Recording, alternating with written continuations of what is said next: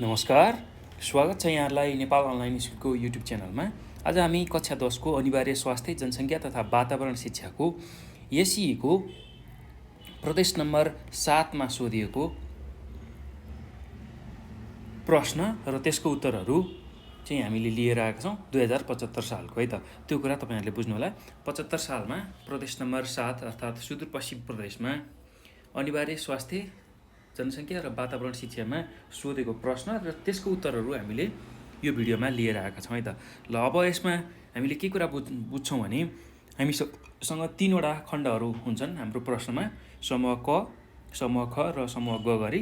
यो 3वटामा जम्मी हामीसँग 24वटा प्रश्नहरू हुन्छन् र पहिलो समूहमा हामीसँग 11वटा प्रश्न, दोस्रो समूहमा हामीसँग 9वटा प्रश्न र तेस्रो समूहमा हामीसँग 4वटा प्रश्नहरू हुन्छन् र यसकै उत्तरहरू हामीले यो भिडियोमा हेर्नेछौँ। र यसै तयारी गरिरहनु भएका जो भाइ बहिनीहरू हुनुहुन्छ उहाँहरूलाई यो भिडियो एकदमै महत्त्वपूर्ण र एकदमै लाभदायी हुनसक्छ। त्यसैले यसै दिने भाइ बहिनीहरूले यो भिडियोलाई नछुटाइकन अन्तिमसम्म हेर्नुभयो भने हामीले चाहिँ एसइको राम्रो तयारी गर्न सक्छौँ। एसइ दिने भाइ बहिनीहरूले यो कुरा बुझ्नु होला। र विशेष गरेर योभन्दा अहिलेका जुन भिडियोहरू छ 2075 सालको प्रदेश नम्बर 6 सम्मका सबै भिडियोहरू यदि तपाईहरुले हेर्नु भएको छैन भने तपाईहरुले नेपाल अनलाइन स्कुलको युट्युब च्यानलमा गएर चाहिँ तपाईहरुले अनिवार्य स्वास्थ्य जनसङ्ख्या र वातावरण विज्ञान health population and environmental education भनेर टाइप गरेर योभन्दा अहिलेका सबै भिडियोहरू हेर्न सक्नुहुन्छ है त। र त्यसबाट आफ्नो एसइको तयारी एकदमै राम्रो बनाउन सक्नुहुन्छ। ल अब अर्को कुरा के ख्याल गर्नु होला भने एसइमा आएका जुन पुराना क्वेसनहरू छ त्यो चाहिँ एउटै पनि नछोडिकन तपाईहरुले पढ्नुभयो भने तपाईहरुले एसइको आउँदो परीक्षामा राम्रो गर्न सक्नुहुन्छ। किनभने प्रश्नहरू दोहोरिरहेको हुन्छन् है। एसइको परीक्षामा प्रश्नहरू दोहोरिरहेको हुन्छन्। त्यो हुँदाखेरि तपाईहरुले योभन्दा अगाडिका सबै प्रश्नहरू एसइमा सोधेका प्रश्नहरू त्यस्तै मोडल क्वेसनहरू सबै कुराहरू प्र्याक्टिस गर्नु होला है त। ल यति कुरा मैले यसमा भने। अब हामी हाम्रो प्रश्न र उत्तरहरू तर्फ लाग्छौँ। हामी सुरुमा ग्रुप ए अन्तर्गतको प्रश्नहरू हेर्छौँ। ग्रुप ए अन्तर्गतको प्रश्नहरू र ग्रुप एमा विशेष गरेर चाहिँ हामी अति छोटो प्रश्न उत्तरहरू हेर्छौँ सुरुमा। ल अब पहिलो प्रश्नमा जाउँ। पहिलो प्रश्न के छ भन्दाखेरि जैविक पक्ष भन्नाले के बुझिन्छ भनेर सोधेको छ। ल 1 अङ्कमा हामीलाई यसको यो प्रश्न सोधेको छ र यसको उत्तर हामीले लेख्नुपर्ने छ। ल जैविक पक्ष भन्ने बित्तिकै अब के कुरा बुझ्नुपर्छ भने विभिन्न ठाउँको, अब यसको उत्तरमा के लेख्न सकिन्छ, कसरी लेख्न सकिन्छ भन्दाखेरि विभिन्न ठाउँको भौगोलिक अवस्था अनुसार जैविक वस्तुहरू जस्तै बोट बिरुवा, कृषि उत्पादन, वनमा पाइने जडीबुटी, जनावर आदिमा भिन्नता पाइन्छ। भौगोलिक अवस्थाको भिन्नतासँगै त्यहाँको हावापानी र त्यहाँ उत्पादन हुने वस्तुहरूमा हुने भिन्नतालाई हामी जैविक विविधता भनेर भन्छौँ अथवा त्यसको जैविक पक्ष भनेर भन्छौँ है त। ल त्यो कुरा चाहिँ हामीले बुझ्नुपर्छ। जुन जीवसँग सम्बन्धित बोट बिरुवा त्यस्तै गरी वन्यजन्तु योसँग सम्बन्धित जुन पक्ष छ त्यसलाई हामी जैविक पक्ष भनेर भन्छौँ है त। ल त्यही कुरा हामी उत्तरको रूपमा लेखौँ। प्रश्न नम्बर 1 को उत्तरमा के लेख्न सकिन्छ भन्दाखेरि विभिन्न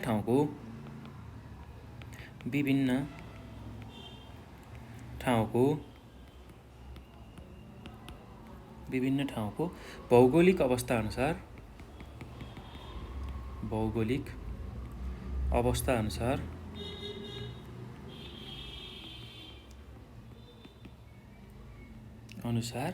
जैविक वस्तुहरू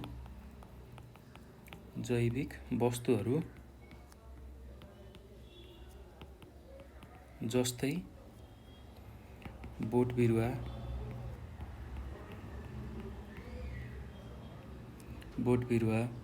कृषि उत्पादन,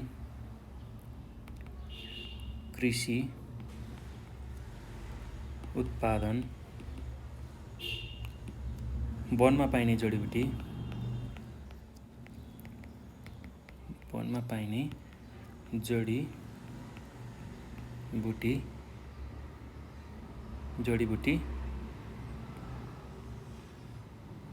त्यस्तै गरेर जनावरमा पनि भिन्नता पाइन्छ।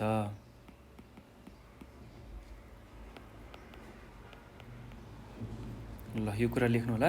अब भौगोलिक अवस्थाको भिन्नतासँगै भौगोलिक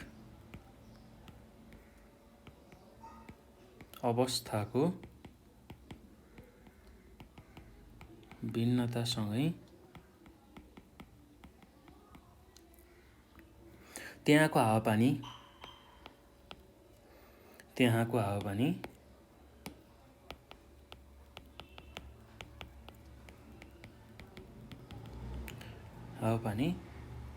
र त्यहाँ उत्पादन हुने भिन्नतालाई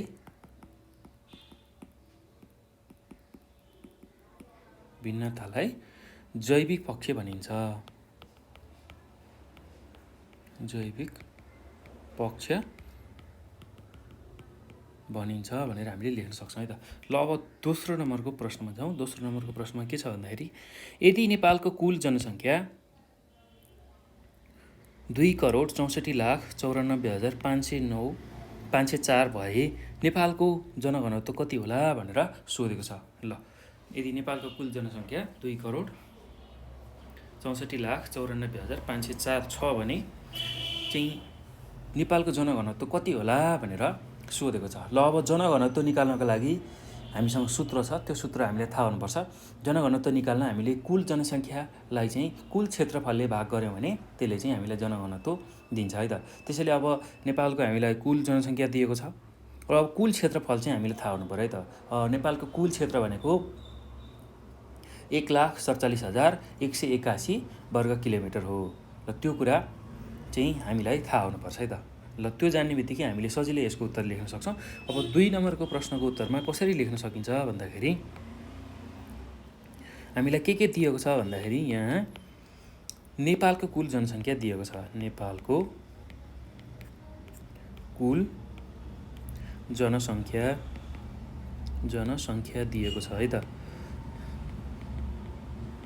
ल त्यही कुरालाई लेखौँ। जनसङ्ख्या भनेको 2,6,4,9,4,504। ल अब त्यस्तै गरी हामीलाई नेपालको कुल क्षेत्रफल थाहा छ। यो प्रश्नले दिएको छैन, तर यस्तो कुराहरू हामीले थाहा पाउनु पर्ने हुन्छ। नेपालको कुल क्षेत्रफल कति हुन्छ भन्दाखेरि 1,47,181 वर्ग किलोमिटर। ल अब हामीलाई के सोधेको छ भन्दाखेरि जनघनत्व निकाल भनेर सोधेको छ।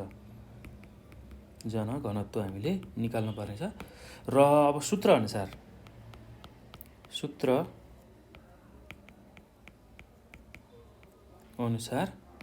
चाहिँ जनघनत्वको सूत्र के हो भन्दाखेरि जनघनत्व भनेको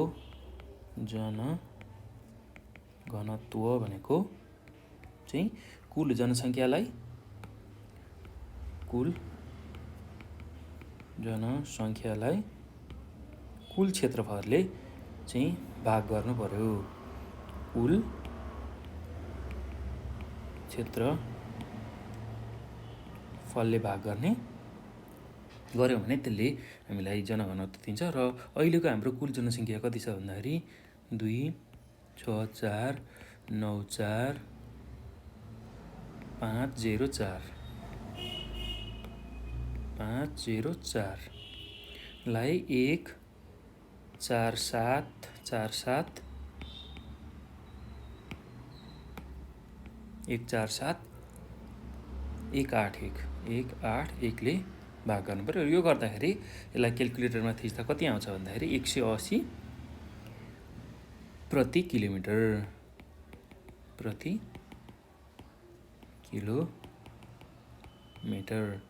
ल यसलाई चाहिँ प्रति किलोमिटरमा लेखिन्छ है। अब यसको हामीले निष्कर्षमा के लेख्न सक्छौँ भने तसर्थ नेपालको जनघनत्व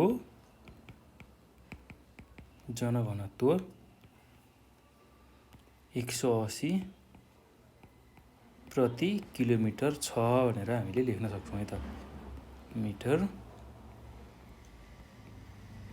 छ। ल यति कुरा लेख्नु होला।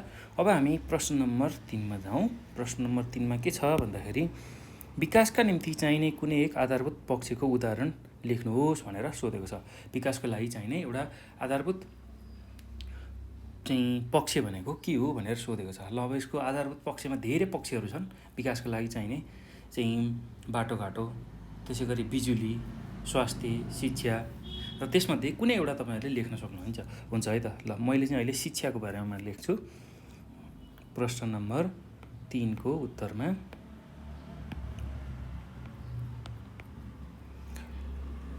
विकासका निम्ति चाहिने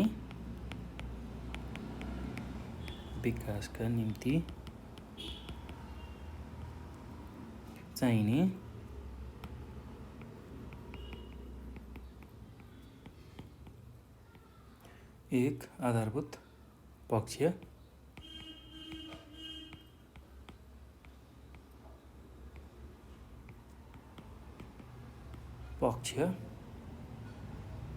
को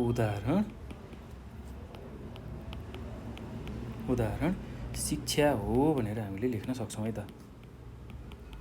ल यति कुरा लेख्नु होला।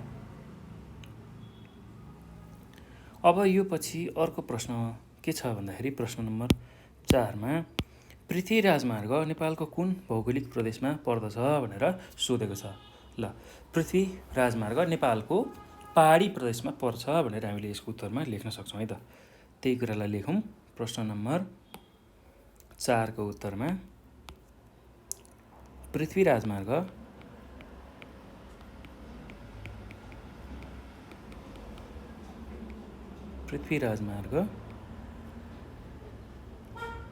नेपालको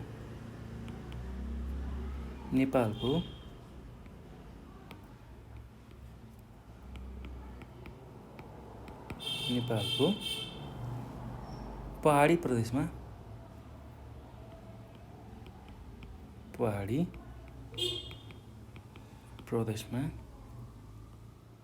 पर्दछ। ल यति कुरा लेख्न सक्नुहुन्छ है त। अब अर्को प्रश्न के छ भन्दाखेरि अर्को प्रश्न गुणस्तरीय जीवन निर्माणमा परिवारको आकारको कुनै एक योगदान उल्लेख गर्नुहोस् भनेर सोधेको छ। ल गुणस्तरीय जीवन गर्न चाहिँ कस्तो खालको परिवार हुनुपर्छ, परिवारको आकार कत्रो हुनुपर्छ, ठुलो अथवा सानो, त्यसले चाहिँ कस्तो खालको योगदान पुर्याउँछ, त्यही कुरा हामीलाई सोधेको छ है त।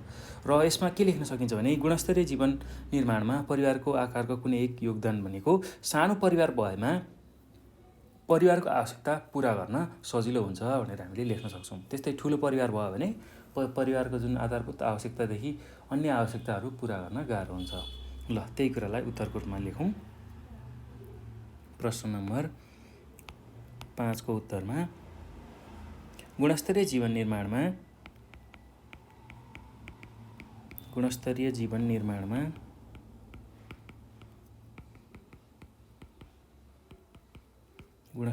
निर्माणमा परिवारको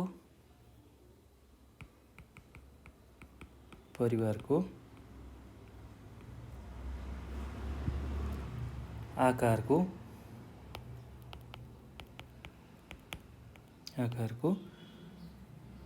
कुनै एक योगदान।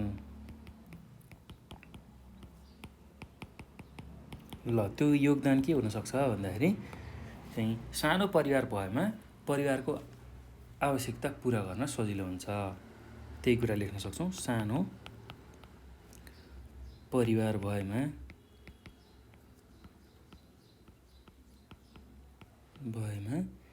परिवारको आवश्यकता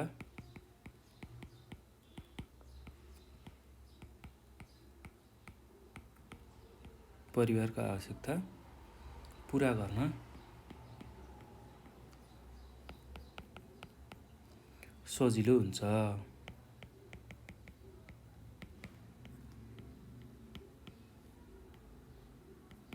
ल यति कुरा लेख्न सकिन्छ है त। अब अर्को प्रश्नमा जाउँ। अर्को प्रश्न के छ भन्दाखेरि यार्सा गुम्बाको कुन भाग औषधिका रूपमा प्रयोग गरिन्छ भनेर सोधेको छ।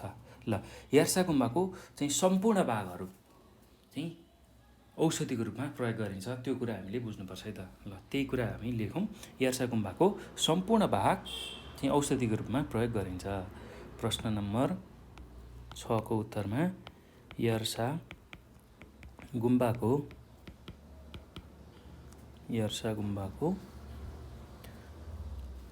सम्पूर्ण भाग औषधिका रूपमा प्रयोग गरिन्छ। औषधिका रूपमा प्रयोग गरिन्छ। ल यति कुरा लेख्न सक्नुहुन्छ है त। अब प्रश्न नम्बर 7 मा जाउँ। प्रश्न नम्बर 7 मा के छ भन्दाखेरि पेटको क्यान्सर कुन जीवाणुले लाग्दछ भनेर सोधेको छ। ल पेटको क्यान्सर चाहिँ विशेष गरेर हेलिकोब्याक्टर पाइलोरी भन्ने जीवाणुले लाग्दछ। ल त्यही कुरालाई लेखौँ। प्रश्न नम्बर 7 को उत्तरमा पेटको क्यान्सर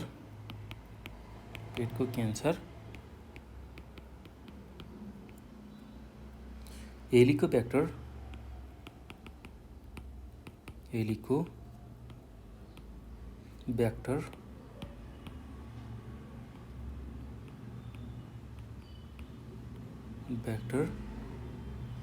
पाइलोरी जीवाणुले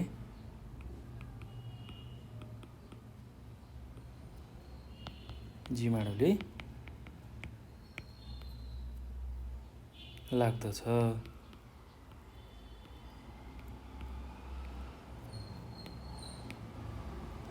ल यही कुरा हामीले लेख्न सकिन्छ है त। अब यो पछि हामी प्रश्न नम्बर 8 मा जान्छौँ। प्रश्न नम्बर 8 मा हामीले के कुराहरू हेर्छौँ भने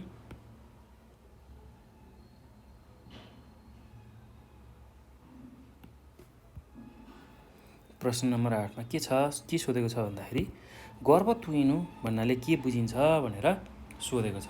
ल अब गर्भ तुइनु भन्ने बित्तिकै गर्भ रहेको 22 हप्ता नपुग्दै भ्रूण जिउँदो वा मृत अवस्थामा शरीर बाहिर निस्कनुलाई नै गर्भ खेर जानु वा गर्भ तुइनु भनिन्छ। यो स्वत हुने गर्भपतन हो। पाठेघर असामान्य भएर आमालाई दीर्घ रोगहरू र भाइरसजन्य कडा रोगहरू लागेमा गर्भ तुइन सक्छ भनेर यति कुरा चाहिँ हामीले यसको उत्तरमा लेख्न सक्छौँ है त। ल प्रश्न नम्बर 8 को उत्तरमा के लेख्न सकिन्छ भने गर्भ रहेको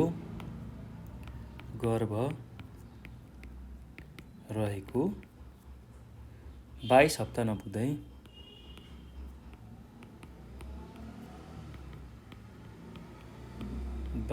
नपुग्दै भ्रूण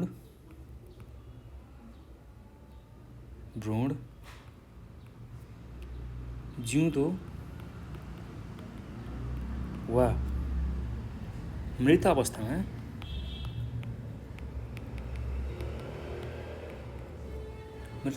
शरीर बाहिर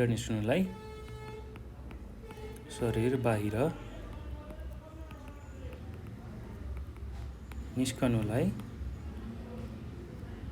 नै गर्भ खेर जानु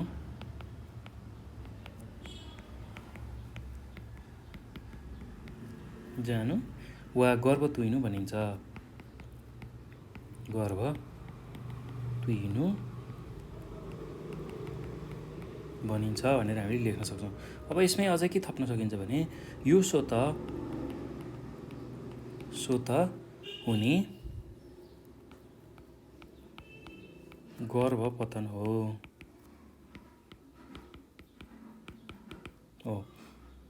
पाठेघर असामान्य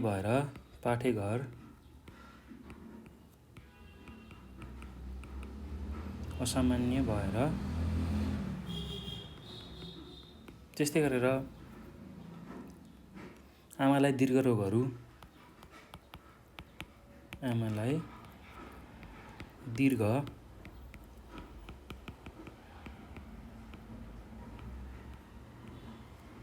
रोगहरू र भाइरसजन्य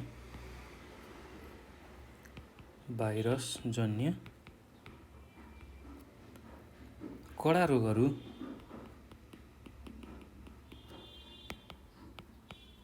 हरू लागेमा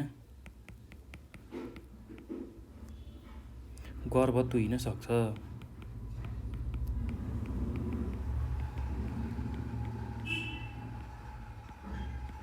ल यति कुरा यसको उत्तरमा लेख्न सक्नुहुन्छ है त। अब अर्को प्रश्नमा जाउँ। अर्को प्रश्न के छ भन्दाखेरि बिरामीलाई लामो समयसम्म उपचार दिइरहने स्वास्थ्य सेवा कुन अन्तर्गत पर्दछ भनेर सोधेको छ। बिरामीलाई लामो समयसम्म उपचार दिइरहनु पर्ने त्यस्तो खालको स्वास्थ्य सेवा कुन चाहिँ सेवा अन्तर्गत पर्दछ भन्दाखेरि यसको उत्तरमा के लेख्न सकिन्छ भने पुनःस्थापनात्मक सेवा अन्तर्गत पर्दछ भनेर हामीले लेख्न सक्छौँ है त। ल त्यही कुरा हामी लेखौँ। प्रश्न नम्बर 9 मा बिरामीलाई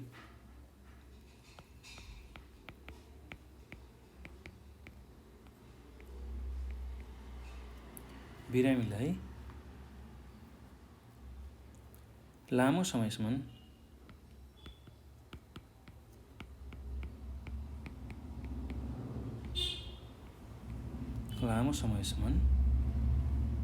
उपचार दिइरहने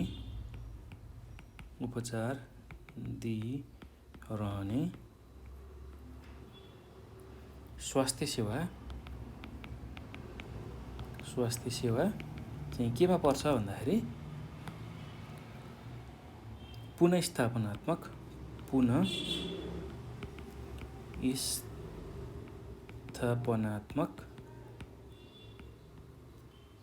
सेवा अन्तर्गत पर्दछ।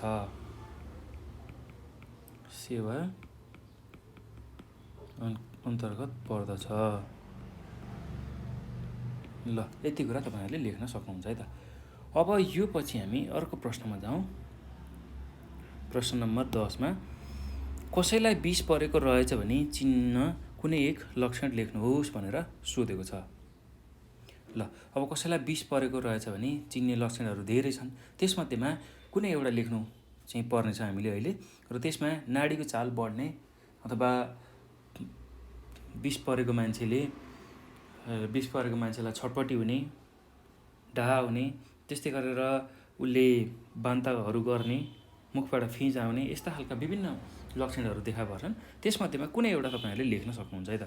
ल अहिले चाहिँ म के लेख्छु भन्दाखेरि विष परेको मान्छेलाई चिन्ने एउटा लक्षण भनेको नाडीको चाल बढ्ने हुन्छ।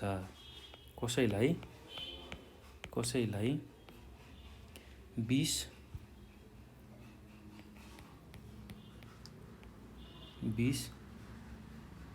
परेको रहेछ भने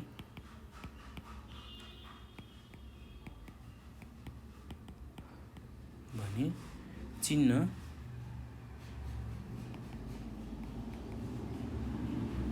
कुनै एक लक्षण।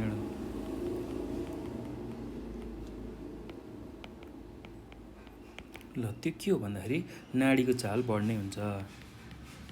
नाडीको चाल बढ्ने हुन्छ भनेर हामीले लेख्न सक्छौँ है त। ल त्यस्तै अब 11 नम्बरको प्रश्नमा के छ भन्दाखेरि सर्पले टोक्दा किन टर्निक्वेटको प्रयोग गरिन्छ भनेर सोधिएको छ। ल अब टर्निक्वेट भनेको सर्पले टोकेको ठाउँमा विषलाई अन्त नसरोस् भन्नको लागि एउटा जुन डोरी जस्तो कुराहरू बाँधिन्छ, त्यसलाई हामी टर्निक्वेट भनेर भन्छौँ है त। त्यो कुरा हामीले बुझ्नुपर्छ। अब त्यही विष चाहिँ शरीरमा नफैलियोस् भन्नको लागि टर्निक्वेटको प्रयोग हामीले गर्छौँ है त। ल त्यसलाई नै हामी उत्तरको रूपमा लेखौँ।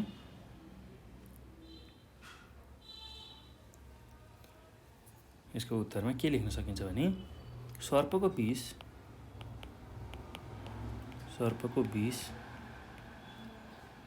शरीरमा फैलनबाट रोक्न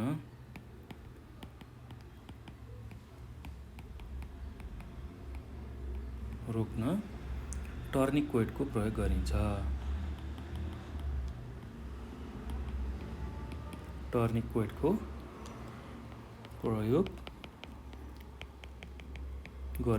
ल यति कुरा तपाईहरुले यसमा लेख्न सक्नुहुन्छ।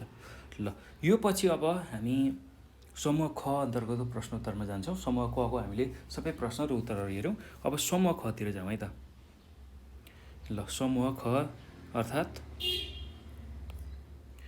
छोटो प्रश्नोत्तरतिर हामी जाउँ। ल पहिलो प्रश्न के छ भन्दाखेरि स्वास्थ्य, जनसङ्ख्या र वातावरणसँग राजनीतिक पक्ष कसरी सम्बन्धित छ अथवा हुन्छ भनेर हामीलाई प्रश्न सोधेको छ है त। स्वास्थ्य, जनसङ्ख्या र वातावरणसँग राजनीतिक पक्ष चाहिँ कसरी सम्बन्धित हुन्छ त्यसको उत्तर हामीले लेख्नुपर्ने छ। र यसको उत्तर एकदम सजिलो छ भाइ बहिनीहरू, ध्यानपूर्वक तपाईँहरूले सुन्नुहोला। म यसको उत्तर तपाईँहरूलाई भनिदिन्छु, त्यही सुनेकै आधारमा तपाईँहरूले यसको उत्तर सजिलै लेख्न सक्नुहुन्छ। अब यसको उत्तरमा हामीले के कुराहरू समावेश गरेर लेख्न सक्छौँ भने देशमा सञ्चालित राजनीतिक व्यवस्थाले राज्य सञ्चालनका लागि शैक्षिक, आर्थिक विकास निर्माण, सामाजिक सुरक्षा, जनताका आधारभूत आवश्यकताको परिपूर्ति, जनताका मौलिक हक र अधिकारको संरक्षणका लागि तयार गर्ने योजना, त्यस्तै नीति, कार्यक्रम, स्रोतको बाँडफाँड जस्ता पक्षको स्रोत राजनीतिक पक्ष हो भनेर हामीले लेख्न सक्छौँ है त। त्यस्तै चुनावबाट निर्वाचित भएर आउने राजनीतिक दलका प्रतिनिधिले देशका लागि आवश्यक पर्ने नीति, नियम र कानुनको निर्माण गर्छ। वातावरणसँग सम्बन्धित उपयुक्त नीति र कार्यक्रमले वातावरणको विवेकपूर्ण प्रयोग गरी यसको संरक्षण र समर्थन गर्न पनि सहयोग पुग्दछ। देशले निर्माण गरेको चाहिँ नीति अनुरूप जनसङ्ख्याका कार्यक्रमहरू पनि सञ्चालित हुन्छन्। यस्ता कार्यक्रमले चेतनशील र उत्पादनशील नागरिक उत्पादन भई देश विकासको कार्यमा टेवा पुग्छ। देशका सबै जनताहरूका लागि आवश्यक पर्ने आधारभूत स्वास्थ्य सेवा र सुविधा उपलब्ध गराउने सरकारको नीति र कार्यक्रमले जनताको स्वास्थ्य स्तर वृद्धि गर्न र स्वस्थ जनशक्ति उत्पादन गर्न सहयोग पुर्याउँछ भनेर हामीले लेख्न सक्छौँ है त। ल यति कुरा चाहिँ समावेश गरेर तपाईँहरूले आफ्नै शैलीमा यसलाई लेख्न सक्नुहुन्छ। मुख्य मुख्य मुद्दाहरू मैले तपाईँहरूको लागि भने र यसलाई आफ्नो शैलीमा तपाईँहरूले लेख्न सक्नुहुन्छ है त। त्यो गर्नुभयो भने तपाईँहरूले राम्रो अङ्क ल्याउन सक्नुहुन्छ। अब यही प्रश्न तपाईँहरूलाई फेरि पनि सोध्न सक्छ यसैमै, र यो प्रश्न सोद्धाखेरि तपाईँहरूले यति कुराहरूलाई मिलाएर लेख्नुभयो भने सजिलै अङ्क प्राप्त गर्न सक्नुहुन्छ है त। ल अब यो पछि हामी अर्को प्रश्नमा जाउँ। प्रश्न नम्बर 13मा के सोधेको छ भन्दाखेरि विक्रम सम्वत 2068 सालमा कुनै गाउँको मध्य वर्षको जनसङ्ख्या 60,000 थियो। उक्त वर्षमा त्यस ठाउँमा 1200 व्यक्तिहरू बसाइँसरी आए र 700 जना बसाइँसरी गए भने त्यस ठाउँको विक्रम सम्वत 2068 को खुद बसाइँसराई दर निकाल्नुहोस् भनेर सोधेको छ। ल अब हामीलाई के कुराहरू दिएको छ भन्दाखेरि 68 सालको विक्रम सम्वत 68 सालको कुनै एउटा ठाउँको मध्य वर्षको जनसङ्ख्या दिएको छ। त्यस्तै त्यो ठाउँबाट बसाइँसरी जाने व्यक्तिहरूको सङ्ख्या दिएको छ र त्यो ठाउँमा बसाइँसरी आउने सङ्ख्याहरूको पनि व्यक्तिहरूको पनि सङ्ख्या दिएको छ। र त्यो पछि हामीले अब खुद बसाइँसराई दर निकाल्नु पर्ने छ है त। र खुद बसाइँसराई निकाल्नको लागि हामीसँग एउटा सूत्र छ। त्यही सूत्रको प्रयोग गरेर हामीले खुद बसाइँसराई दर निकाल्छौँ है त। खुद बसाइँसराई दर निकाल्न हामीले के गर्छौँ भन्दाखेरि बाहिरबाट भित्र आएका जुन जनसङ्ख्या छ, बाहिरबाट भित्र चाहिँ बसाइँसरी आएका जुन जनसङ्ख्या छ त्यसबाट बसाइँसरी जाने, बसाइँसरी बाहिरिने त्यो जनसङ्ख्यालाई घटाएर कुल जनसङ्ख्याले चाहिँ भाग गऱ्यौँ र 1000ले गुणन गऱ्यौँ भने चाहिँ हामीले खुद बसाइँसराई दर यहाँको प्राप्त गर्न सक्छौँ है त। ल त्यही कुरालाई अब हामी उत्तरको रूपमा लेख्छौँ। प्रश्न नम्बर 12 को उत्तर मैले भनिसकेँ। 13 को चाहिँ उत्तर हामीले अब लेख्दैछौँ समूह ख अन्तर्गतको। ल अब 13 नम्बरको प्रश्नको उत्तरमा हामीलाई के कुराहरू दिएको छ त्यही कुरा लेखौँ। यहाँ हामीलाई दिएको कुरा लेखौँ है सुरुमा। विक्रम सम्वत 68 मा कुनै ठाउँको मध्य वर्षको जनसङ्ख्या, कुनै ठाउँको मध्य वर्षको जनसङ्ख्या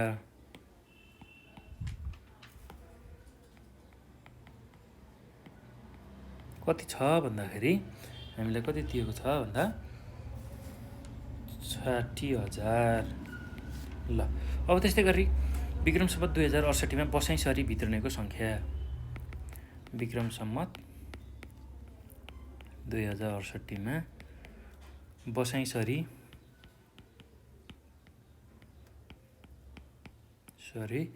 भित्रने सङ्ख्या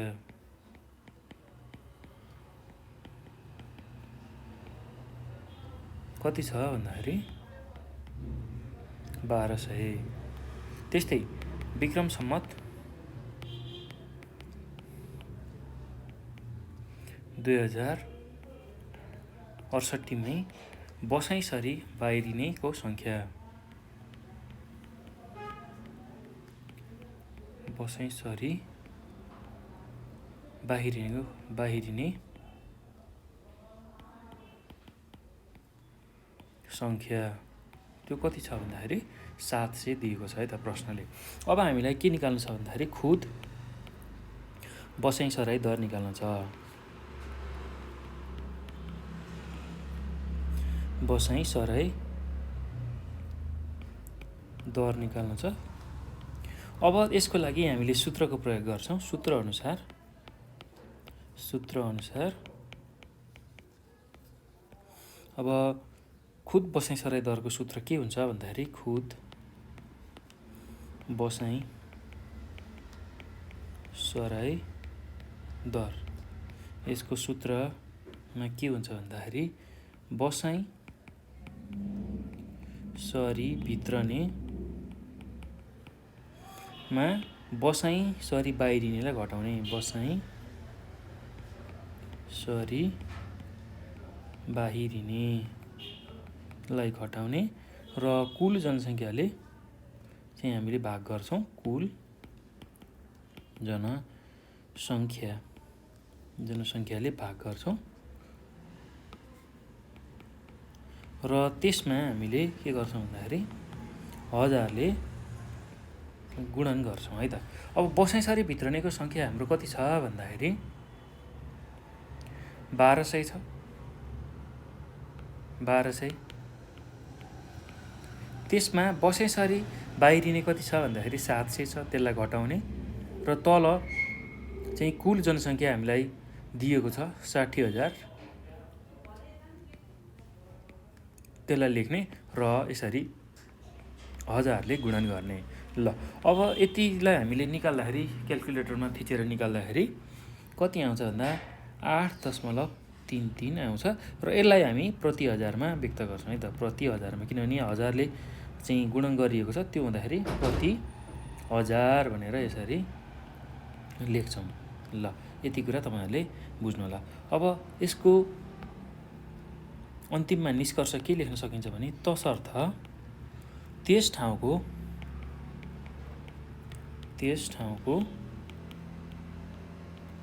खुद बसाइँसराई दर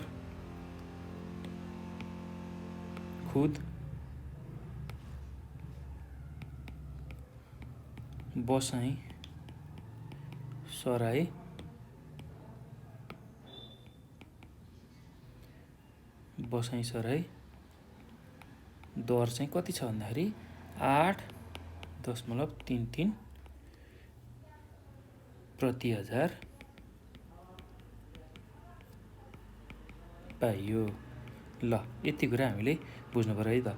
ल अब यसलाई के गरी बुझ्न सकिन्छ भने 1000 जनामा चाहिँ 8 जना चाहिँ बसाइँसरी जाने आउने त्यस्तो खालको चाहिँ कुरा हुने रहेछ है त। ल खुद बसाइँसराई दर चाहिँ कति हुने रहेछ? 8 जना हुने रहेछ। 1000 जना व्यक्तिमा 8 जना हुने रहेछ। ल अब यो पछि यहाँ 13 नम्बरको अथवामा पनि अर्को प्रश्न सोधेको छ। के सोधेको छ भन्दाखेरि जनसङ्ख्या वृद्धिले वातावरणमा पार्ने 4 असरहरू लेख्नुहोस् भनेर सोधेको छ। जनसङ्ख्या चाहिँ वृद्धि हुँदाखेरि कसरी त्यसले हाम्रो वातावरणमा असर पार्छ, त्यसलाई 4वटा बुँदामा हामीले लेख्नुपर्ने छ है त। ल अब त्यसलाई म मुख्य बुँदागत रूपमा लेखिदिन्छु र त्यसलाई म व्याख्या गरिदिन्छु। तपाईँहरूले यसलाई ध्यानपूर्वक सुन्नु होला है र हेर्नु पनि होला। ल अब अथवा प्रश्नमा के लेख्न सकिन्छ भने अथवावाला प्रश्नमा प्रश्न नम्बर 13 को जनसङ्ख्या वृद्धिले वातावरणमा पर्ने कुनै 4 असरहरू जनसङ्ख्या वृद्धिले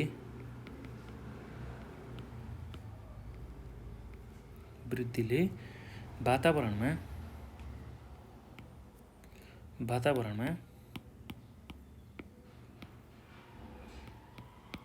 जनसङ्ख्या वृद्धिले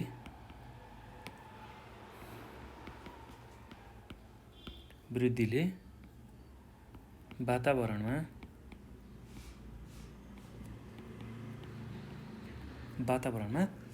पार्ने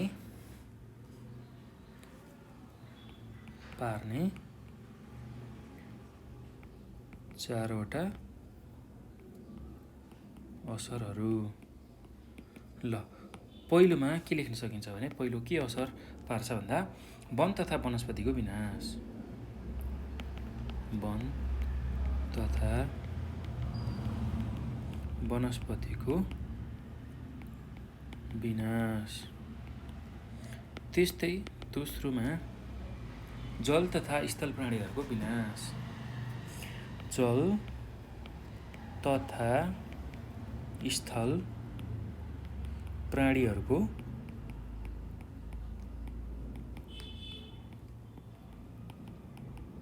विनाश। त्यस्तै अर्को बुँदामा के लेख्न सक्नुहुन्छ भने वायु प्रदूषण बढ्ने।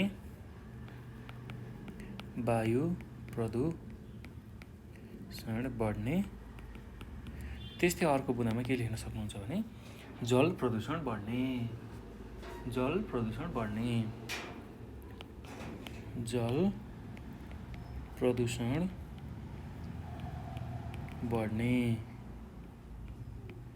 ल यति कुरा तपाईहरुले लेख्न सक्नुहुन्छ है त।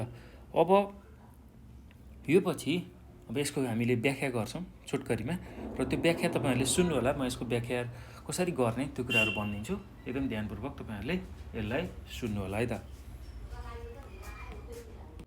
ल अब यो वन तथा वनस्पतिको विनाश चाहिँ कसरी हुन्छ त? जनसङ्ख्या वृद्धिको कारण र त्यसले वातावरणमा कसरी ह्रास ल्याउँछ त्यही कुरालाई बुझौँ है त। जनसङ्ख्या बढ्दै जाँदा खाने, लाउने र बस्ने जस्ता आधारभूत आवश्यकताहरू पनि बढ्दै जान्छन्। ती आधारभूत आवश्यकताहरूको परिपूर्ति गर्नका लागि अनियन्त्रित जङ्गल फडानी गरी खेती गर्ने र बस्ती बसाल्ने प्रवृत्ति बढ्छ भनेर हामीले यसमा लेख्न सक्छौँ है त। त्यस्तै अब जल तथा स्थल प्राणीहरूको विनाशमा के लेख्न सकिन्छ भने जनसङ्ख्या वृद्धिको चाप बढेपछि शहरीकरणका साथै औद्योगिक विकास पनि बढ्दै जान्छ र उद्योग धन्दा र कल कारखानाबाट निस्कने फोहोर पानी रसायनले जमिन र जलाशयमा फ्याँक्दाखेरि त्यो रसायनलाई जमिनमा जलाशयमा फ्याँक्दाखेरि माटो र पानी प्रदूषित हुन्छ। फलस्वरूप ती स्थानहरूमा रहेका जुन जीवजन्तुहरू हुन्छन् त्यो जीवजन्तुलाई चाहिँ प्रतिकूल असर पर्छ भनेर हामीले लेख्न सक्छौँ है त। अब त्यस्तै अर्कोमा वायु प्रदूषण बढ्ने। ल यसमा के लेख्न सकिन्छ भने जनसङ्ख्याको बढ्दो चापले घरबस्तीहरू घना हुन्छन्। यसले गर्दा हावाको राम्रो आवाज हुन नसकेर हामीले सास फेर्ने हावा सजिलैसँग दूषित हुन पुग्छ, अर्थात् वायु प्रदूषण हुन्छ भनेर लेख्न सक्छौँ है त। अब त्यस्तै अर्कोमा जल प्रदूषण बढ्ने। ल यसमा के लेख्न सकिन्छ भन्दाखेरि जनसङ्ख्या वृद्धिको चापसँगै अत्याधिक वनजङ्गलको विनाश र वायु प्रदूषणका कारण अम्लवर्षा हुँदा, बाढी पहिरो जाँदा, सडक नहर जस्ता ठुला निर्माण कार्यका कारण पनि पानीमा प्रदूषण हुन्छ भनेर हामीले लेख्न सक्छौँ है त। ल यति कुरा चाहिँ तपाईहरुले यसको उत्तरमा लेख्नु होला है त। अब यो पछि हामी अर्को प्रश्नमा जान्छौँ। अर्को प्रश्न के छ भन्दाखेरि प्रश्न नम्बर 14 मा जनसङ्ख्या, वातावरण र विकासका विविध गतिविधिमा रोजगारीको भूमिका लेख्नुहोस् भनेर सोधेको छ। जनसङ्ख्या, वातावरण र विकासका गतिविधिमा चाहिँ रोजगारीको कस्तो भूमिका हुन्छ त्यसलाई हामीले लेख्नुपर्ने छ। ल यसको उत्तर पनि एकदम सजिलो छ, त्यस्तो गाह्रो केही पनि छैन। यसको उत्तर पनि तपाईहरुले सुन्नु होला। म यसको उत्तर पनि व्याख्या गरिदिन्छु, यसको उत्तर पनि भन्छु। यसलाई ध्यानपूर्वक तपाईहरुले सुन्नु होला है त। र यही सुनेकै आधारमा तपाईहरुले यसको उत्तर लेख्न सक्नुहुन्छ, केही गाह्रो छैन। ल यसलाई कसरी लेख्न सकिन्छ भने जनसङ्ख्या, वातावरण र विकासको एक महत्त्वपूर्ण गतिविधि रोजगारी हो। मानिसले आफ्नो क्षमताअनुसारका पेशा संलग्न भई आय आर्जन गर्नु नै रोजगारी हो। देशको जनशक्तिलाई राष्ट्रिय तथा अन्तर्राष्ट्रिय बजार अनुकूलको ज्ञान र सिप प्रदान गरी रोजगारीका अवसरहरूको प्रवर्धन गर्नु राज्यको प्रमुख दायित्व हो। नेपालमा कृषि क्षेत्रमा नदेखिने गरी धेरै बेरोजगारी व्याप्त छ भने सिप, पुँजी र प्रविधिमा बहुसङ्ख्यक जनताको आवश्यक पहुँच निकै कम छ। यस्तो अवस्थामा स्वरोजगारीको प्रवर्धन सीमित मात्रामा हुन्छ। उद्यमशीलता, स्तरीय सिप विकास र नयाँ रोजगारीका अवसर सिर्जना गरेर रोजगारी विकास गर्न सकिन्छ। यसले एकातिर जनसङ्ख्या व्यवस्थापनका लागि सकारात्मक प्रभाव पार्छ र अर्कोतिर वातावरणीय स्रोत र साधनको उचित सदुपयोगबाट आर्थिक विकास हुन्छ भनेर हामीले लेख्न सक्छौँ है त। ल यति कुरा तपाईँहरूले समेटेर सजिलैसँग यसको उत्तर लेख्न सक्नुहुन्छ। अब यो पछि हामी अर्को प्रश्नमा जाउँ। अर्को प्रश्न के छ भन्दाखेरि हिमाली प्रदेशको भौतिक पक्षसँग जैविक पक्ष कसरी निर्भर रहेको छ संक्षेपमा वर्णन गर्नुहोस् भनेर सोधेको छ। हिमाली प्रदेशको भौतिक पक्षसँग जैविक पक्ष चाहिँ कसरी निर्भर रहेको छ त्यही कुरालाई हामीले वर्णन गर्नुपर्ने छ। ल यसको उत्तरमा तपाईँहरूले के लेख्न सक्नुहुन्छ भने यसको उत्तर पनि म भनिदिन्छु, यसलाई ध्यानपूर्वक तपाईँहरूले सुन्नुहोला। यसको उत्तरमा के लेख्न सकिन्छ भने भौतिक पक्षले हावापानी, नदीनाला, भूबनौट, जमिन आदिलाई जनाउँछ। अब हिमाली प्रदेशको हावापानी ठन्डा, ओसिलो र सुक्खा किसिमको छ, तसर्थ हिमाली प्रदेश जैविक विविधताले धनी छ। हिमाली प्रदेशमा चिसो हावापानीसँग समायोजन हुन्छ। त्यस्तै उच्च हिमाली भेगको मौसममा अनुकूलन हुन्छ। भिराला जग्गा, पत्थर, चट्टानसँगका जैविक पक्षीहरू समायोजन हुन्छ। त्यस्तै जैविक वस्तुहरूमा आनुवंशिक क्षमता चाहिँ चिसो र ठन्डासँग घुलमिल गर्न सक्ने खालको हुन्छ। त्यसैले हिमाली प्रदेशका भौतिक पक्षसँग जैविक पक्ष निर्भर रहन्छ। यस प्रदेशमा विभिन्न किसिमका जनावर र चराचुरुङ्गीहरू पाइन्छन्। ठन्डा तथा ओसिलो हावापानीमा हुर्कने विभिन्न जडीबुटीहरू जस्तै यार्सागुम्बा, पाँचौँले, जटामसी आदि यस क्षेत्रमा प्रशस्त पाइन्छन्। अमिला जातका फलफुलहरू जस्तै स्याउ, कागती, सुन्तला आदि यहाँको हावापानीमा फस्टाउन सक्छन्। गुराँस, धुपी, भोजपत्र, देवदार, गोब्रेसल्लाका बोटहरू यहाँ राम्ररी हुर्कन सक्छन्। यहाँ हिमचितुवा, घोरल, झारल, लेकाली भालु, बँदेल, पाण्डा जस्ता जनावर र नाफे, मुनाल, कालिज जस्ता चराहरू पनि पाइन्छन्। चुच्चा पात रहनु त्यहाँका बिरुवाहरूको विशेषता हो। यहाँ बाक्ला रौँ भएका चिसो र न्यून अक्सिजनयुक्त क्षेत्रमा बाँच्न सक्ने जीवजन्तु मात्र रहन सक्छन्। यहाँका जनावर र बोट बिरुवाको आनुवंशिक क्षमता यहाँको हावापानी र भौगोलिक अवस्था अनुकूल रहेको छ भनेर यति कुरा चाहिँ यसमा तपाईँहरूले व्याख्या गर्न सक्नुहुन्छ है त। ल यति कुरा चाहिँ तपाईँहरूले आफ्नो उत्तरमा लेख्न सक्नुहुन्छ है त। यसलाई ध्यानपूर्वक सुन्नुभयो भने सजिलै त्यही आधारमा सुनेकै आधारमा लेख्न सक्नुहुन्छ आफ्नो परीक्षामा। ल अब यो पछि हामी अर्को प्रश्नमा जाउँ। अर्को प्रश्न के छ भन्दाखेरि स्वास्थ्यका दृष्टिले परिवारमा गुणस्तरीय जीवन कायम गर्न कुन कुन पक्षमा ध्यान पुर्याउनु आवश्यक छ, कुनै 4 पक्ष लेख्नुहोस् भनेर सोधेको छ। ल हेर्नुहोस् त, स्वास्थ्यको दृष्टिकोणले परिवारमा चाहिँ गुणस्तरीय जीवन कायम गर्न चाहिँ कुन कुन पक्षमा हामीले ध्यान पुर्याउनु आवश्यक हुन्छ त्यो 4 पक्षहरूलाई हामीले लेख्नुपर्ने छ। ल अब यसको उत्तरमा हामीले के लेख्न सकिन्छ भने स्वास्थ्यका दृष्टिले परिवारमा गुणस्तरीय जीवन कायम गर्न हामीले निम्न कुराहरूमा ध्यान दिन सक्छौँ। अब त्यो पहिलो कुरा के लेख्न सक्नुहुन्छ भने पोषिलो र सन्तुलित भोजन तथा व्यक्तिगत र सामुदायिक सरसफाइ गर्नु। त्यस्तै दोस्रोमा पर्याप्त मात्रामा सफा, स्वच्छ र सुरक्षित पिउने पानीको व्यवस्था हुनु। त्यस्तै गरी तेस्रो मुनामा के लेख्न सक्नुहुन्छ भने प्राथमिक स्वास्थ्य उपचार सम्बन्धी ज्ञान प्राप्त गर्नु र सो प्राप्त गर्ने व्यवस्था हुनु। त्यस्तै अर्को बुँदामा के लेख्न सक्नुहुन्छ भने परिवार कल्याणका लागि उपयुक्त उमेरमा विवाह, त्यस्तै उपयुक्त उमेरमा प्रथम गर्भाधारण र जन्मान्तरण गर्नु भनेर हामीले लेख्न सक्छौँ है त। ल त्यही कुरालाई हामी बुँदागत रूपमा लेखौँ। प्रश्न नम्बर 16 को बुँदागत रूपमा कसरी लेख्न सकिन्छ भने स्वास्थ्यका दृष्टिले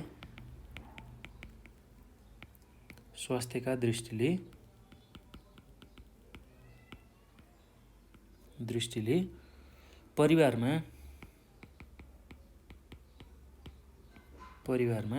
गुणस्तरीय जीवन कायम राख्न गुणस्तरीय जीवन कायम राख्न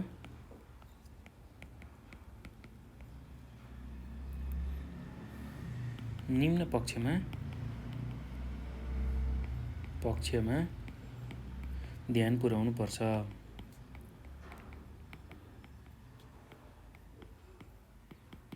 ल पहिलो पक्ष के हुन सक्छ भन्दाखेरि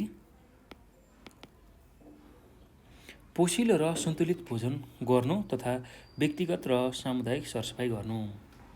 पोषिलो र सन्तुलित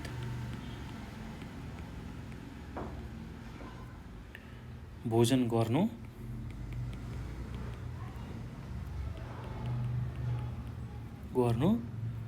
तथा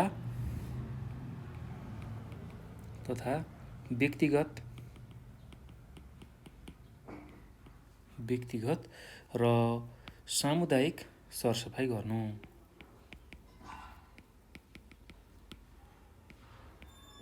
सामुदायिक सरसफाइ गर्नु। त्यस्तै दोस्रो बुँदामा के लेख्न सक्नुहुन्छ भने पर्याप्त मात्रामा सफा, स्वच्छ र सुरक्षित पिउने पानीको व्यवस्था हुनु। पर्याप्त मात्रामा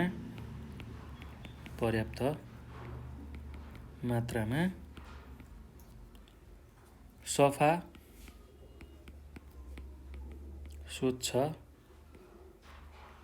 र सुरक्षित पिउने पानीको व्यवस्था हुनु। सुरक्षित पिउने पानीको व्यवस्था हुनु।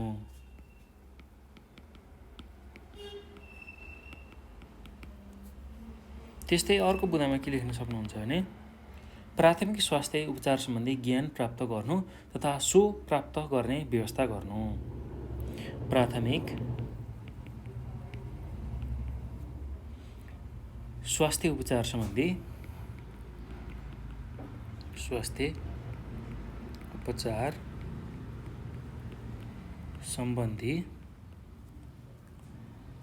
ज्ञान प्राप्त गर्नु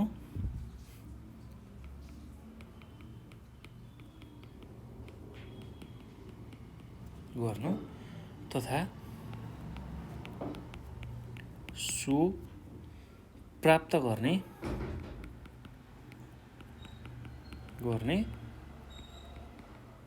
व्यवस्था हुनु। त्यस्तै अर्को बुँदामा के लेख्न सक्नुहुन्छ भने परिवार कल्याणका लागि उपयुक्त उमेरमा विवाह, उपयुक्त उमेरमा प्रथम गर्भधारण तथा जन्मान्तरण गर्नु। परिवार कल्याणका लागि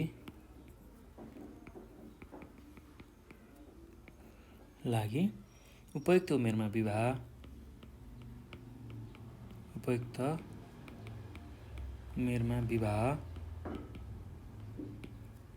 उपयुक्त उमेरमा प्रथम गर्भधारण, उपयुक्त उमेरमा प्रथम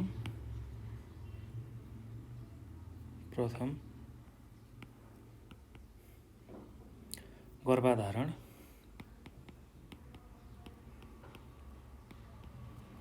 तथा जन्मान्तरण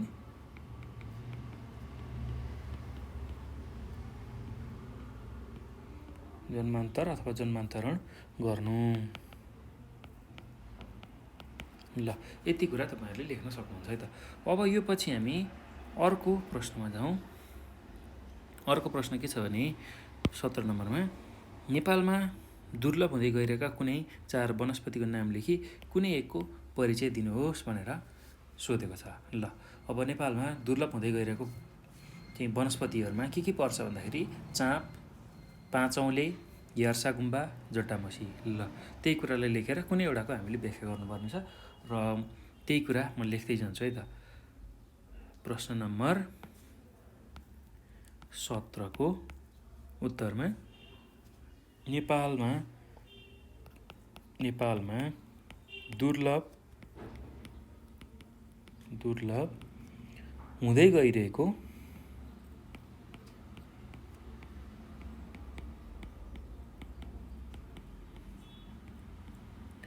गइरहेको कुनै चार वनस्पतिहरू। ल पहिलोमा के लेख्न सक्नुहुन्छ भने पहिलोमा चाँप, त्यस्तै गरेर दोस्रोमा चाहिँ 5 औँले,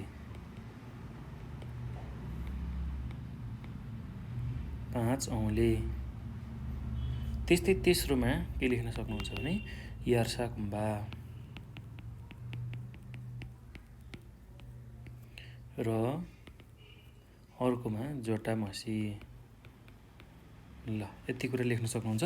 अब यसमध्ये कुनै एउटाको व्याख्या गर्नुपर्ने छ, हामीले कुनै एउटाको वर्णन गर्नुपर्ने छ।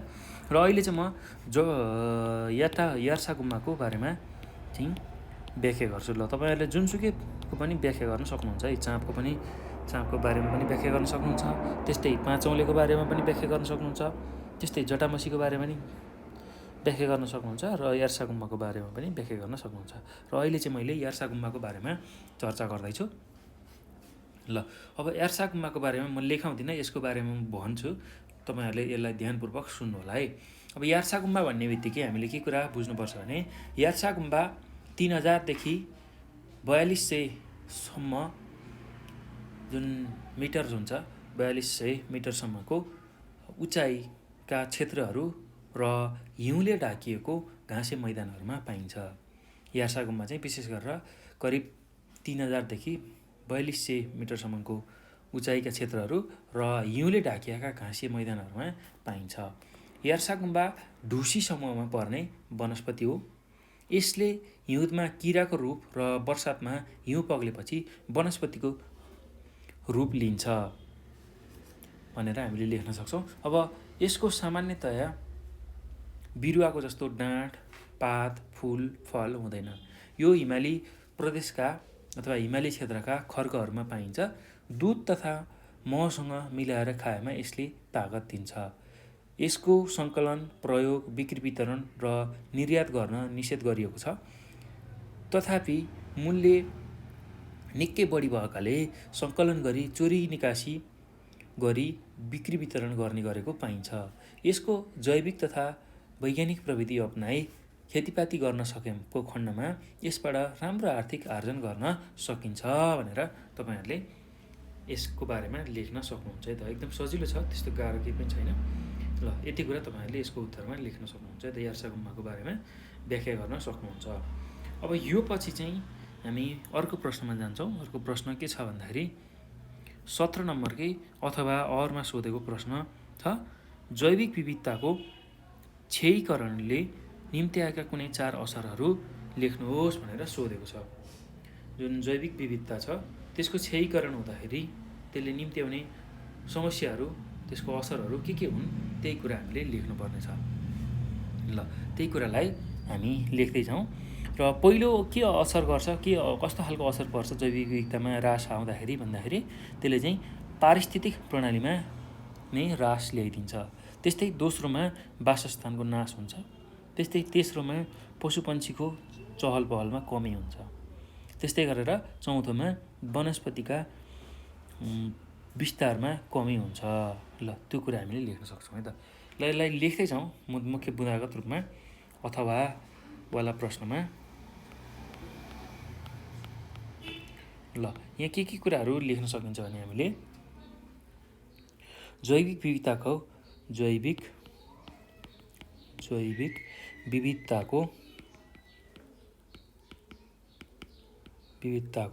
क्षयीकरणले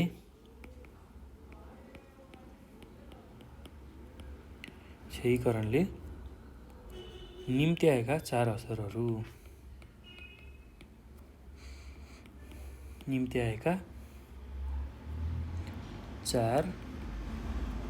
असरहरू,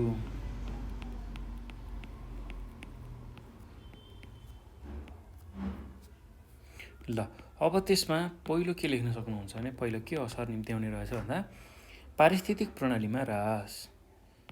पारिस्थितिक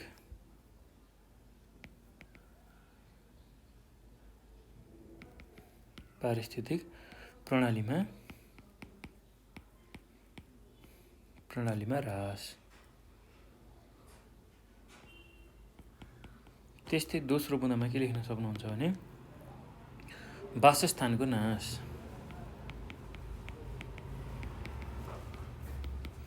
वासस्थानको नाश। त्यस्तै तेस्रो बुँदामा के लेख्न सक्नुहुन्छ भने पशुपन्छीको चहल पहलमा कमी। पशुपन्छीको चहल पहलमा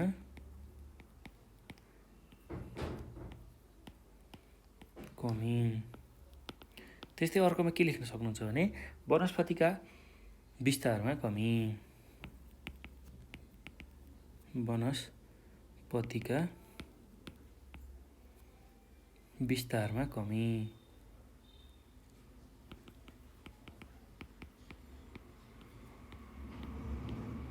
ल यति कुरा लेख्न सक्नुहुन्छ है त। अब यसको पनि थोरै व्याख्या तपाईँले गर्न सक्नुहुन्छ राम्रो अङ्क प्राप्त गर्नको लागि। ल अब त्यसमा के कुराहरू लेख्न सकिन्छ म भन्छु, तपाईँहरूले ध्यानपूर्वक सुन्नु होला र सुनेकै आधारमा तपाईँहरूले यसको उत्तर लेख्न सक्नुहुन्छ है त। ल अब जैविक विविधताको क्षयीकरण हुँदाखेरि कस्तो खालको असर निम्तिने रहेछ भन्दाखेरि पारिस्थितिक प्रणालीमा ह्रास हुने रहेछ। र यसमा अब के कुरा लेख्न सकिन्छ भने मानिसका लापरवाहीपूर्ण क्रियाकलाप जस्तै डढेरो लगाउने, वनजङ्गल फडानी गर्ने, निर्माण कार्य आदि गर्नाले स्थलीय पारिस्थितिक प्रणाली बिग्रन्छ। त्यसै गरी विस्फोटन र निर्माण गर्दा निस्केको ढुङ्गा, माटो, विस्फोटक पदार्थ आदिले चाहिँ जलीय पारिस्थितिक प्रणालीमा असर गर्दछ अथवा त्यसले जलीय पारिस्थितिक प्रणालीलाई बिगार्छ भनेर हामीले लेख्न सक्छौँ है त। अब त्यस्तै गरेर अर्को बुँदामा छ वासस्थानको नाश। ल वासस्थानको नाश कसरी हुन्छ त्यही कुराहरूलाई हामीले कसरी लेख्न सक्छौँ भने मानिसका गतिविधि जस्तै निर्माण कार्य, कृषि कार्यको विस्तार, रासायनिक वस्तुको अति प्रयोग, वन जङ्गलको फडानी आदिले गर्दा प्राकृतिक वासस्थान विनाश भए जीवहरूको वासस्थान, त्यस्तै खाद्य चक्र, हावापानी, प्रजनन पद्धति आदिमा असर पर्छ भनेर हामीले लेख्न सक्छौँ है त। ल त्यस्तै अब पशुपन्छीको चहल पहलमा कमी। ल यसमा के लेख्न सकिन्छ भन्दाखेरि विशेष गरेर वन विनाश, कृषि भूमिको विस्तार र सहरीकरणले गर्दा प्राकृतिक वातावरण बिग्री त्यस्तो प्राकृतिक वासस्थान घट्दै गएको छ।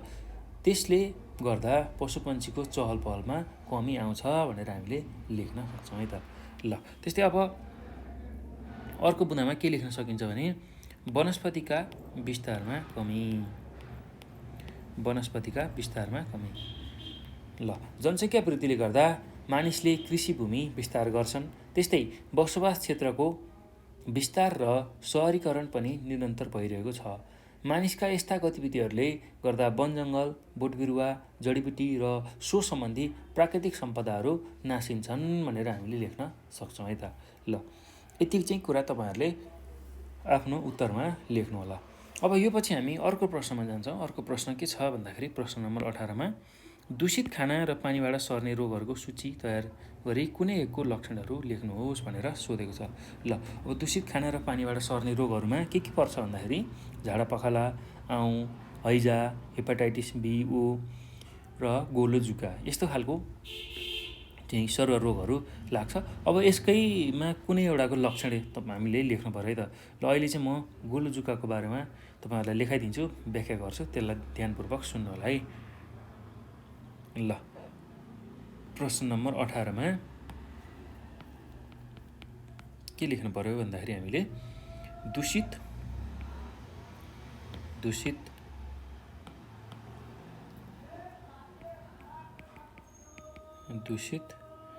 खाना र पानीबाट सर्ने रोगहरू।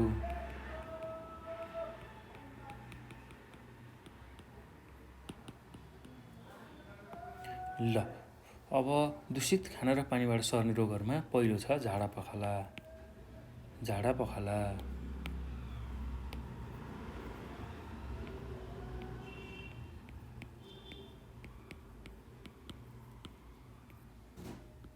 त्यस्तै दोस्रो छ आउँ। त्यस्तै तेस्रोमा छ हैजा। त्यस्तै अर्को छ हेपाटाइटिस,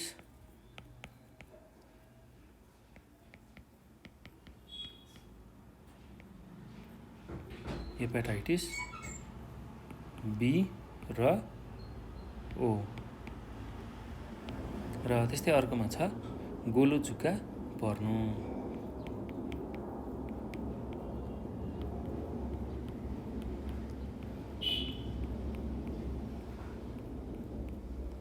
ल यति कुरा लेख्न सक्नुहुन्छ है त। अब यो मध्येमा कुनै एउटाको लक्षण हामीले लेख्नुपर्नेछ र अहिले म गोलो जुकाको लक्षणको बारेमा चर्चा गर्छु है त।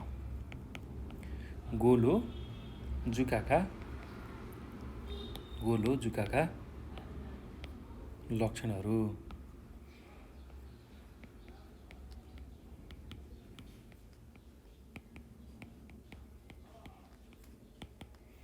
ल अब के लक्षण देखा पर्छ गोलो जुका पर्दाखेरि, हाम्रो शरीरमा गोलो जुकाले असर गर्दाखेरि भन्दाखेरि पेट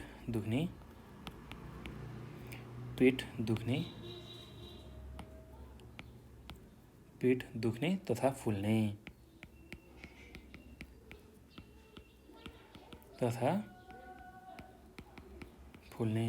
त्यस्तै अर्को भनेको खाना नपच्ने, खाना खान मन नलाग्ने, खाना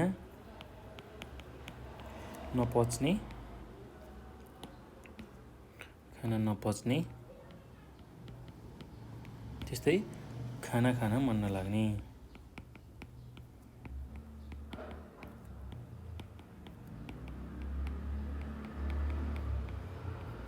त्यस्तै अर्कोमा के लेख्न सकिन्छ भने वाकवाकी आउने तथा बान्ता हुने।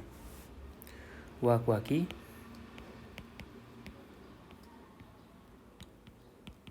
आउने तथा बान्ता हुने। त्यस्तै अर्कोमा के लेख्न सकिन्छ भने खोकी लाग्ने,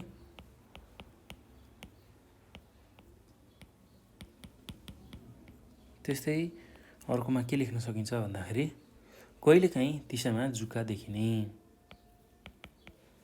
कहिलेकाहीँ दिशामा जुका देखिने।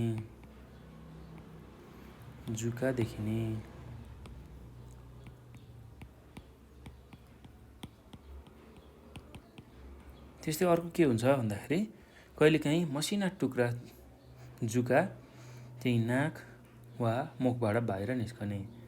कहिलेकाहीँ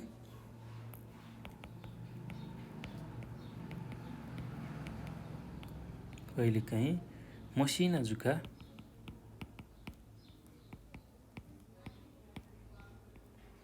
जुका नाक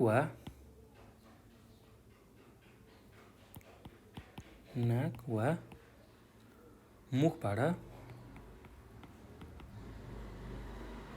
बाहिर निस्कने।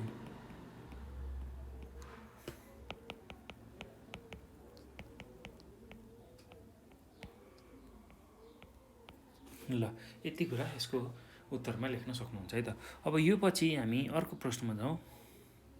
प्रश्न नम्बर 19मा के छ भन्दाखेरि सुरक्षित मातृत्वले समेट्ने सेवाहरूका बारेमा संक्षेपमा व्याख्या गर्नुहोस् भनेर सोधेको छ। ल सुरक्षित मातृत्वले चाहिँ समेट्ने खालको जुन सेवाहरू छ त्यसको बारेमा हामीले व्याख्या गर्नुपर्नेछ संक्षेपमा। ल अब यसमा कसरी व्याख्या गरिन्छ, के कुराहरू गर्न सकिन्छ भन्दाखेरि यसको उत्तर पनि तपाईँहरूले सुन्नुहोला। यसको उत्तर म भन्छु र यसलाई तपाईँहरूले सजिलै सुनेकै आधारमा लेख्न सक्नुहुन्छ है त। ल अब यसमा के लेख्न सकिन्छ भन्दाखेरि आमाको स्वास्थ्यलाई सुरक्षित राख्ने उपायहरू अवलम्बन गर्नु नै सुरक्षित मातृत्व हो। ल हेर्नुहोस् त, सुरुमा चाहिँ सुरक्षित मातृत्व भनेको के हो त्यसलाई हामीले व्याख्या गर्नुपर्ने रहेछ। ल सुरक्षित मातृत्व भन्ने बित्तिकै आमाको स्वास्थ्यलाई सुरक्षित राख्ने उपायहरू अवलम्बन गर्नु नै सुरक्षित मातृत्व हो। इच्छाअनुसार गर्भवती हुने वा नहुने, त्यस्तै गर्भवती अवस्थामा स्वस्थ रहने, सुत्केरी अवस्थामा स्वस्थ रहने आदि कुरा सुरक्षित मातृत्व अन्तर्गत पर्दछ। सुरक्षित मातृत्वमा सुरक्षित मातृत्वमा आमालाई गर्भ सम्बन्धी समस्याबाट चाहिँ बच्ने उपायहरू चाहिँ हुन्छन् है त, त्यो कुरा हामीले लेख्नुपर्ने हुन्छ। त्यस्तै गर्भवती अवस्थामा महिलाको स्वास्थ्यलाई सुरक्षित बनाए मात्रै आमा र शिशु दुवैको स्वास्थ्य राम्रो हुन्छ। त्यस्तै गर्भधारण समयदेखि सुत्केरी नहुन्जेलसम्मको अवधि चाहिँ महिलाका लागि बडो संवेदनशील तथा जोखिमपूर्ण अवस्थाका रूपमा रहन्छ। यस समयमा अभिभावकले विशेष चासो लिई स्वस्थ जीवनयापनमा सहयोग पुर्याउनु पर्छ। दैनिक जीवनमा खानपान, हल्का व्यायाम, हिँडडुल, आराम जस्ता कुराहरूमा जोड दिएर चाहिँ हामीले आफ्नो स्वास्थ्य स्थितिलाई राम्रो बनाउनु पर्छ। जुन गर्भवती अथवा महिला छ उसलाई चाहिँ विशेष हेरचाह चाहिन्छ है त, त्यो कुरा हामीले छुट्याउनु हुँदैन। अब गर्भवती हेरचाह र स्याहार गर्ने, त्यस्तै स्तनपान, पोषण, परिवार नियोजन, आराम, व्यायामको व्यवस्था गर्ने, गर्भवती अवस्थामा हुने जोखिमपूर्ण तत्त्वहरूप्रति सचेत रहने र प्रसुति योजना गर्ने, त्यस्तै प्रसुति सामग्री बाकसको प्रयोग गरी तालिम प्राप्त व्यक्तिबाट सुरक्षित प्रसुति गराउने जस्ता सेवाहरूमा विशेष जोड दिनुपर्छ। त्यस्तै नवजात शिशुलाई चिसोबाट बचाउने व्यवस्था गर्ने र तत्काल स्तनपान गर्नुपर्छ भनेर हामीले यसको उत्तरमा लेख्न सक्छौँ है त। ल, एकदम सहज छ, त्यस्तो गाह्रो केही पनि छैन। अब यो पछि अर्को प्रश्नमा जाउँ। अर्को प्रश्न के छ भन्दाखेरि समाजमा व्याप्त यौनको खराब लतलाई कसरी न्यूनीकरण गर्न सकिन्छ भनेर हामीलाई प्रश्नले सोधेको छ। ल, अब यसको उत्तरमा हामीले के कुराहरू लेख्न सक्छौँ भने समाजमा व्याप्त यौनको खराब लतलाई चाहिँ निम्न तरिकाबाट न्यूनीकरण गर्न सकिन्छ। ल, त्यसमा पहिलो बुँदा के लेख्न सक्नुहुन्छ भने यौनको खराबबाट पर्ने असर, परिवारमा पर्ने असरको जानकारी दिएर न्यूनीकरण गर्न सकिन्छ। त्यस्तै यौनको खराब लतमा लागेका व्यक्तिलाई रोजगारमूलक कार्यमा लगाउने, त्यस्तै यौनको खराब लतको बारेमा समाजमा बेला बेलामा चेतनामूलक कार्यक्रम गर्ने र यौनको खराब लतलाई समाजबाट बहिष्कार गर्न विभिन्न सामाजिक समूहहरू जस्तै चाहिँ बाल क्लब, युवा क्लब आदिलाई सक्रिय बनाउने। ल, त्यही कुरालाई हामीले उत्तरको रूपमा लेख्न सक्छौँ। 20 नम्बरको प्रश्नको उत्तर म लेखाइदिन्छु बुँदागत रूपमा। ल, अब यसमा के कुराहरू उल्लेख गर्न सकियो भने समाजमा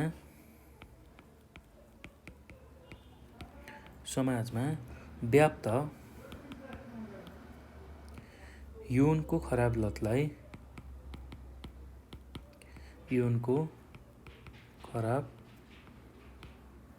लतलाई निम्न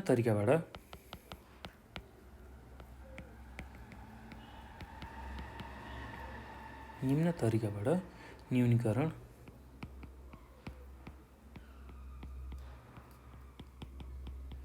गर्न सकिन्छ। ल, अब त्यसमा के कुराहरू पर्छन् त्यसलाई बुँदागत रूपमा लेख्दै जाउँ है त। ल, पहिलो भनेको यौनको खराब लतबाट पर्ने असर, त्यस्तै गरी परिवारमा पर्ने असरको जानकारी दिएर न्यूनीकरण गर्न सकिन्छ। यौनको खराब लतबाट पर्ने असर, त्यस्तै परिवारमा पर्ने असरको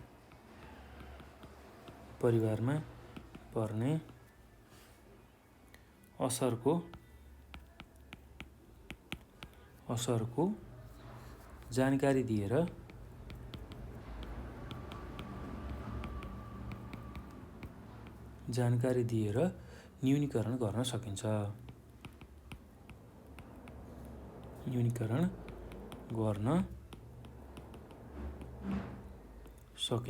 भनेर हामीले लेख्न सक्छौँ है त। ल, त्यस्तै अब दोस्रो बुँदामा के लेख्न सकिन्छ भन्दाखेरि यौनको खराब लतमा लागेका व्यक्तिलाई रोजगारमूलक कार्यमा लगाउने। ल, यौनको खराब लतमा लागेका जुन व्यक्तिहरू हुन्छ उनीहरूलाई चाहिँ रोजगारमूलक जुन कार्यक्रम छ त्यसमा लगाउने। ल, त्यही कुरा हामीले लेख्न सक्छौँ। यौनको खराब लतमा लागेका व्यक्तिहरूलाई यौनको खराब लतमा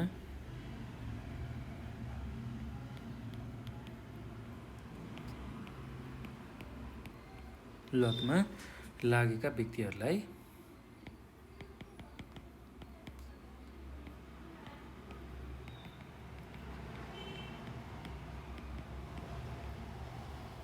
व्यक्तिहरूलाई रोजगारमूलक कार्यमा लगाउने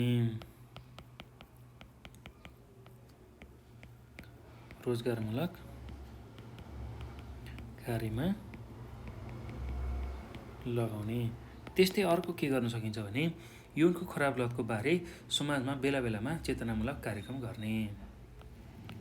यौनको खराब लतको बारेमा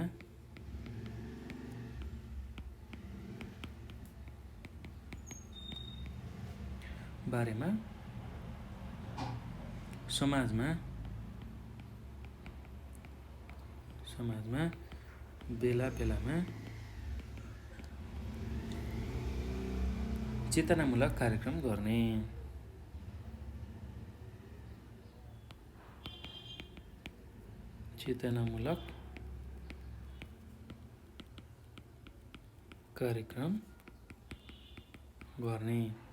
त्यस्तै अर्को के गर्न सकिन्छ भने यौनको खराब लतलाई समाजबाट बहिष्कार गर्न विभिन्न सामाजिक समूह जस्तै युवा क्लब, बाल समूह आदिलाई सक्रिय बनाउने।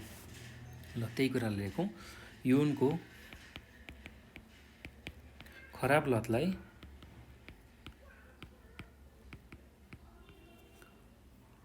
समाजबाट बहिष्कार गर्न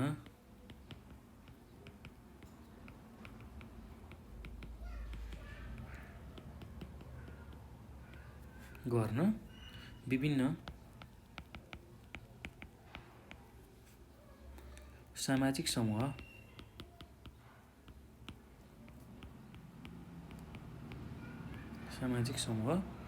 जस्तै युवा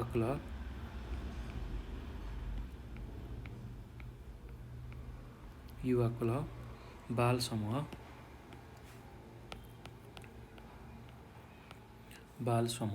आदिलाई सक्रिय बनाउने।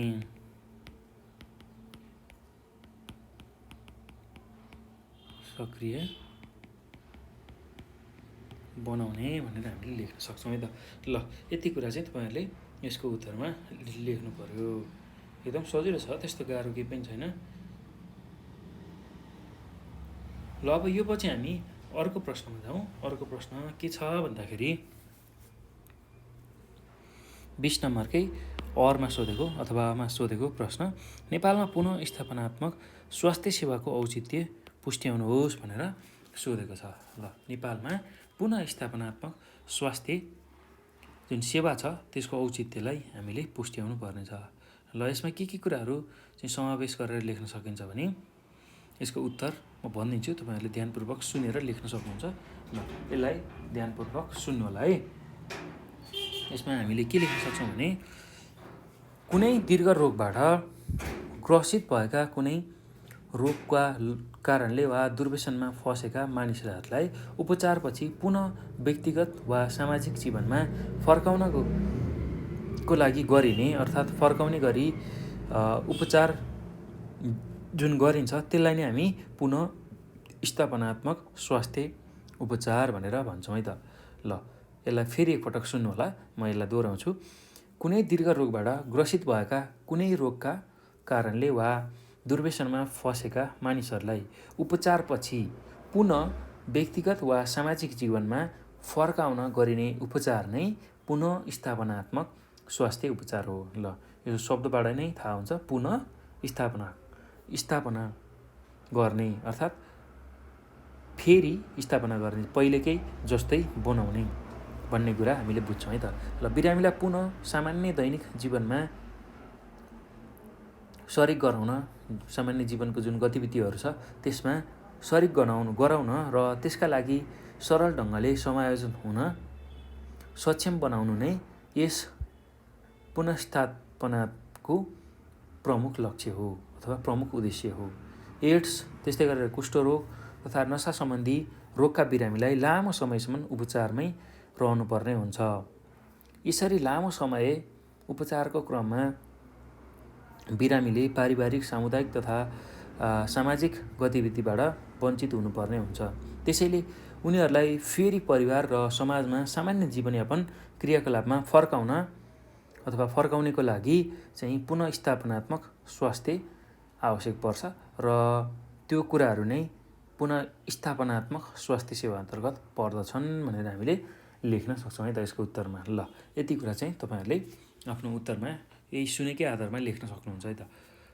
अब यो सँगसँगै हाम्रो समूह खको सबै प्रश्न र त्यसको उत्तरहरू सक्यो र अब हामी समूह गतिर जान्छौँ है त। समूह गमा के कुराहरू दिएको छ भन्दाखेरि दुर्लभ वनस्पति चाँपको परिचय दिई, दुर्लभ वनस्पति चाँपको परिचय दिई, दुर्लभ हुनुका 4 कारण र समाधानका 4 उपायहरू उल्लेख गर्नुहोस् भनेर सोधेको छ।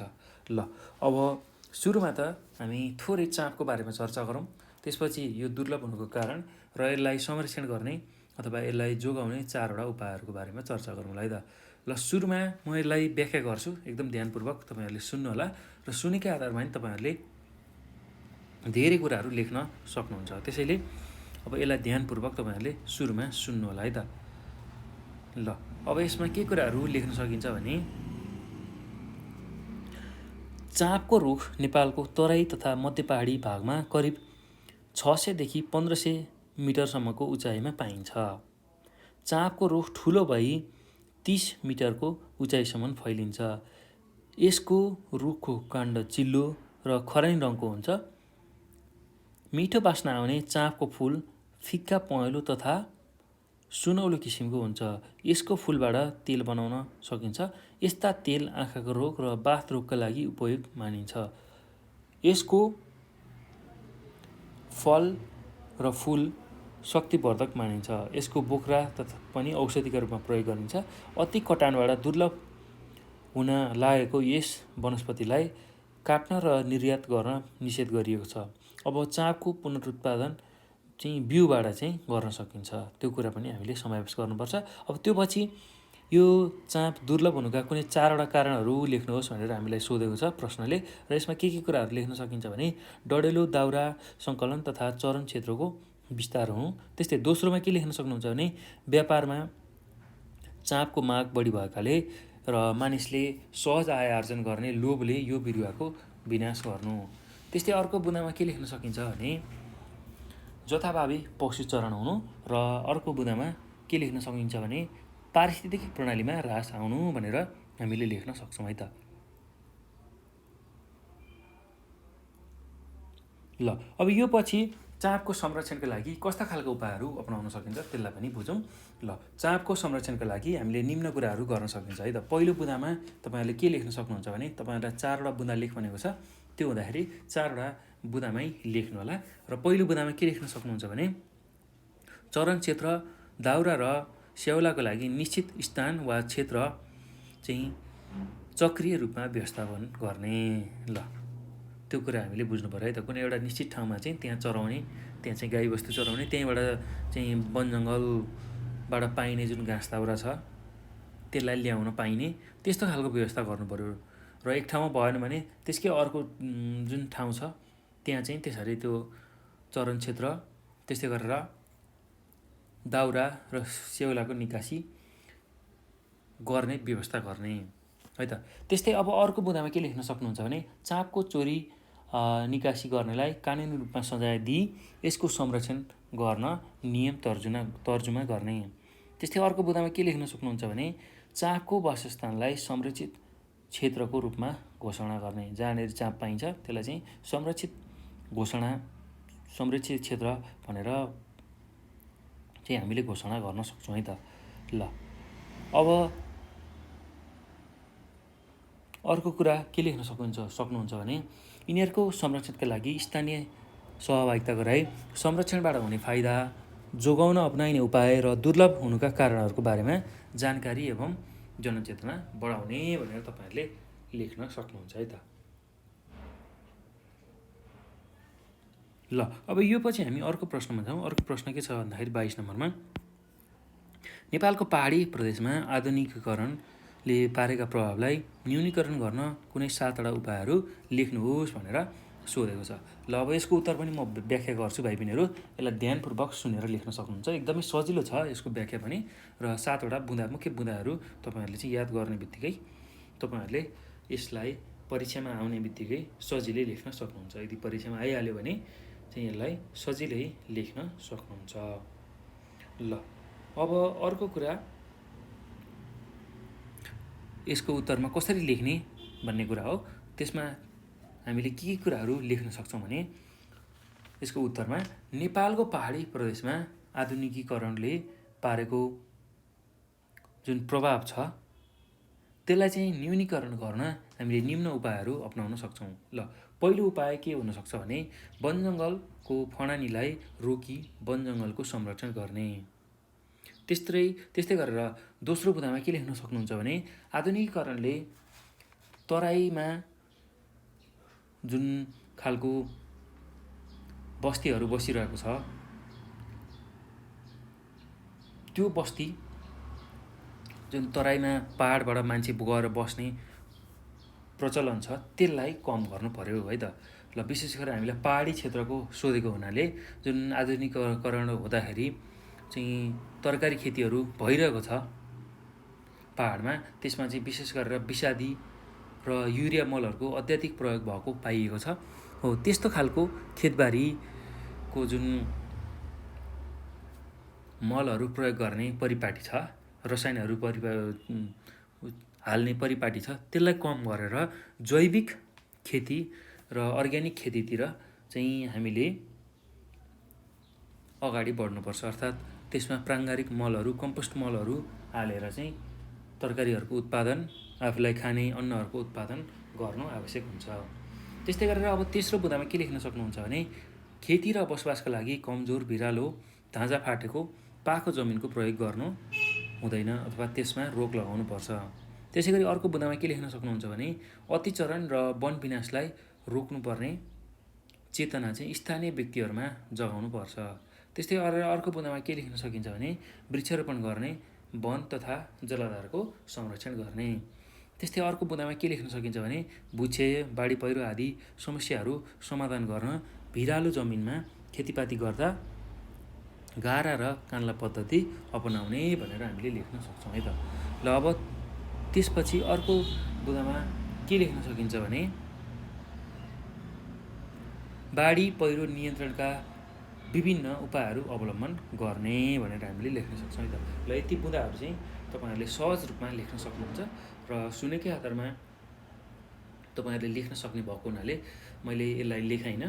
र अब त्यो पछि हामी अर्को प्रश्नमा जाउँ।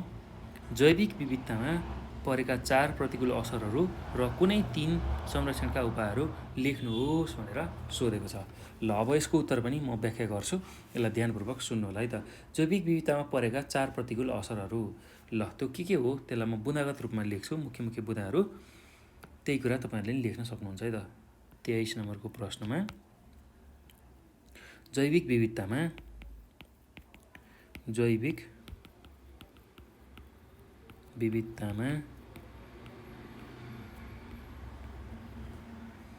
परेका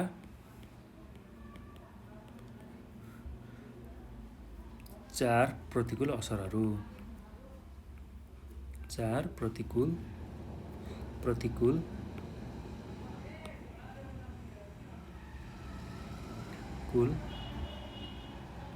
असरहरू। ल पहिलो असर के परेको हुनसक्छ भन्दाखेरि पहिलो असर भनेको पारिस्थितिक प्रणालीमा ह्रास, पारिस्थितिक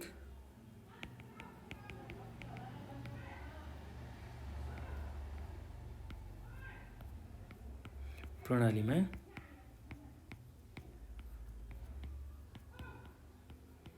ह्रास। त्यस्तै दोस्रो बुँदामा के लेख्न सक्नुहुन्छ भने वासस्थानको नाश,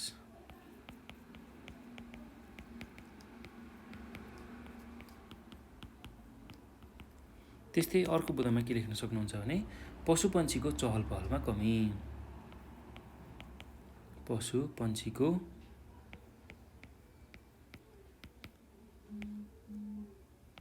चहल पहलमा कमी।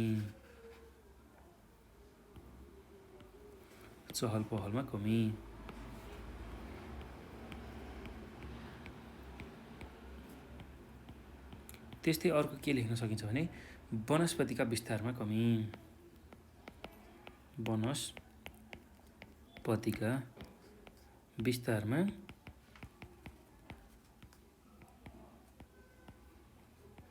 कमी भनेर हामीले लेख्न सक्छौँ है त। ल अब एकदम सजिलो छ यसको उत्तर र यसलाई हामीले व्याख्या पनि गर्नुपर्नेछ। थोरै व्याख्या गरेर चाहिँ अनि अब यो जैविक विविधता संरक्षण गर्न कस्ता खालका उपायहरू अपनाउन सकिन्छ त्यो पनि हामीले लेख्नुपर्नेछ है त। ल एकदम सजिलो छ यसको उत्तर पनि। म अब व्याख्या गर्दै जान्छु, त्यसलाई तपाईँहरूले ध्यानपूर्वक सुन्नुहोला।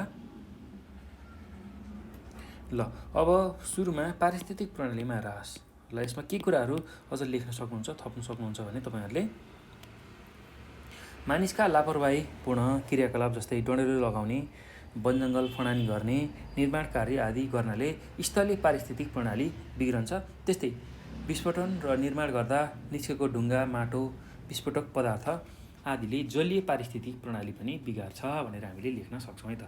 ल त्यस्तै अब वासस्थानको नाशमा के लेख्न सकिन्छ भन्दाखेरि वासस्थानको नाशमा मानिसका गतिविधि जस्तै निर्माण कार्य, कृषि कार्यको विस्तार, त्यसै गरेर रासायनिक वस्तुको अति प्रयोग, वनजङ्गलको फडानी आदिले गर्दा प्राकृतिक वासस्थान विनाश भए जीवहरूको वासस्थान, त्यस्तै गरेर खाद्य चक्र, हावापानी, प्रजनन पद्धति आदिमा असर पर्दछ भनेर हामीले लेख्न सक्छौँ है त।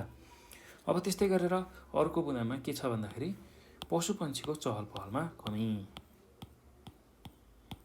ल यसमा के लेख्न सकिन्छ भन्दाखेरि वन विनाश, कृषि भूमिको विस्तार र सहरीकरणले गर्दा प्राकृतिक वातावरण बिग्री त्यस्तो प्राकृतिक वासस्थान घट्दै गएको छ। त्यसले गर्दा पशुपन्छीको चहल पहलमा कमी आउँछ भनेर हामीले लेख्न सक्छौँ है त। त्यस्तै गरेर अब अर्को बुँदामा के लेख्न सकिन्छ भने वनस्पतिका विस्तारमा कमी। ल यसमा के लेख्न सकिन्छ भन्दाखेरि जनसङ्ख्या वृद्धिले गर्दा मानिसले कृषि भूमि विस्तार गर्छन्। त्यस्तै बसोबास क्षेत्रको विस्तार र सहरीकरण पनि निरन्तर भइरहेको छ। मानिसका यस्ता गतिविधिहरूले गर्दा वनजङ्गल, बोटबिरुवा, जडीबुटी र सो सम्बन्धी प्राकृतिक सम्पदाहरू चाहिँ नासिन्छन् भनेर हामीले लेख्न सक्छौँ है त। ल अब यो पछि हामीले अर्को दोस्रो खण्डमा के लेख्न पर्नेछ भन्दा जैविक विविधताको संरक्षणमा चाहिँ कस्ता खालको उपायहरू अपनाउनु पर्नेछ कुनै 3वटा बुँदा लेख्नुहोस् भनेको छ। अब यसमा के कुराहरू लेख्न सकिन्छ भने पहिलो बुँदामा जैविक विविधता संरक्षणको लागि के गर्न सकिन्छ भन्दाखेरि विकास निर्माणका कार्य गर्दा विस्फोटन कार्यको सट्टा वातावरणीय मैत्री प्रविधि अवलम्बन गर्ने। ल कुनै ठाउँमा चाहिँ विस्फोटन गर्नुपर्ने खालको त्यस्तो खालको अवस्था सिर्जना भयो भने चाहिँ हामीले त्यो बेला के गर्न सकिन्छ भन्दाखेरि वातावरणलाई ह्रास नहुने अरू अन्य कुनै प्रविधिहरू अपनाएर चाहिँ वातावरणको संरक्षण गर्न सकिन्छ है त। जैविक विविधताको संरक्षण गर्न सकिन्छ। त्यस्तै दोस्रो बुँदामा के लेख्न सक्नुहुन्छ भने जीवजन्तुलाई आवश्यक पर्ने प्राकृतिक वातावरण निर्माण गर्ने, त्यस्तै गरी नाङ्गो तथा खाली स्थानमा वृक्षारोपण गरी बोट बिरुवाको वृद्धि गर्ने भनेर हामीले लेख्न सक्छौँ है त। त्यस्तै अर्को बुँदामा के लेख्न सकिन्छ भने तेस्रो बुँदामा संरक्षणमा जनसहभागिता जुटाउने र संरक्षणका लागि जनचेतना जगाउने भनेर तपाईँहरूले यसको उत्तर लेख्न सक्नुहुन्छ है त। ल अब यो सँगसँगै हामी अब हाम्रो अन्तिम प्रश्नमा जाउँ। अन्तिम प्रश्नमा के छ भन्दाखेरि सामुदायिक स्वास्थ्य समस्यालाई स्वास्थ्य शिक्षाको व्यवस्थाबाट समाधान गर्न सकिन्छ, पुष्टि गर्नुहोस् भनेर सोधेको छ। ल सामुदायिक स्वास्थ्य समस्या छ त्यसलाई चाहिँ हामीले स्वास्थ्य शिक्षाको व्यवस्थाबाट चाहिँ समाधान गर्न सकिन्छ, पुष्टि गर्नुहोस् भनेर सोधेको छ। ल त्यसमा के कुराहरू लेख्न सकिन्छ भन्दाखेरि ल अब यसको उत्तरमा हामीले के लेख्न सक्छौँ भन्दाखेरि हाम्रो समुदायमा व्याप्त स्वास्थ्य समस्याहरू समाधान गर्न व्यक्ति, परिवार र समुदायको भूमिका ज्यादै आवश्यक छ। परिवारबाट राम्रो संस्कार, शिक्षा र समय सापेक्ष आचरण र व्यवहार जानेका सदस्यले आफ्नो समुदायलाई सही दिशा र नेतृत्व दिन सक्छ।